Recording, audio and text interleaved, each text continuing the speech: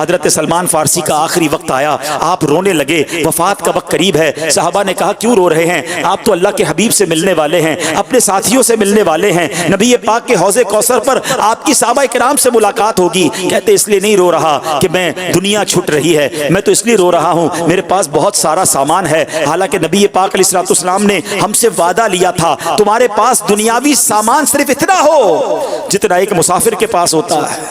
کہتے ہیں جب حضرت سلمان فارسی یہ کہہ رہے تھے نا تو کتنا سامان تھا جس پر آپ پریشان تھے؟ آپ کے پاس صرف ایک برتن تھا جس سے آپ وضو کرتے تھے یا کپڑے دھوتے تھے، اس ایک برتن کی وجہ سے آپ کہہ رہے ہیں میرے پاس بہت سامان ہے۔ اور آج لوگوں کے پاس اتنا مال ہے کہ پتہ ہی نہیں کتنا مال ہے۔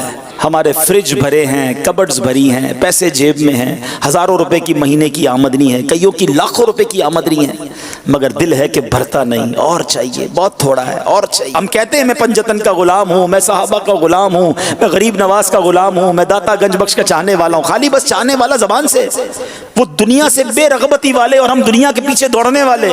دنیا نہ ملے تو طبیعت خراب ہو جائے۔ کئی لوگ آتے ہیں یہاں پر، پیسے نہیں بڑھ رہے، مال کم ہو گیا ہے، پراپرٹی کے ریٹ ڈاؤن ہے، نیند نہیں آ رہی، ٹینشن، بیماریاں۔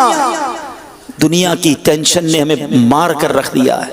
کبھی ایسی رات گزری ہماری کہ اس لیے نیند نہ آئی ہو کہ میرا ایمان سلامت رہے گا کہ نہیں، میں بخشا جاؤں گا کہ نہیں؟ کبھی ایک رات اس لیے نیند نہ آئی ہو کہ میرا قیامت کے دن ہوگا کیا، میں اللہ کی بارگاہ میں پیش کیسے ہوں گا؟ کبھی نماز قضا ہوئی تو کبھی ایسا ہوا کہ اس کے غم میں کھانا نہ کھایا ہو، اس کے غم میں دن نہ گزرے، رات نہ گزرے، آنکھوں سے آنسو جاری ہو جائیں۔ بس دنیا ہی دنیا ہے، دنیا کے پیچھے نہ دوڑنا۔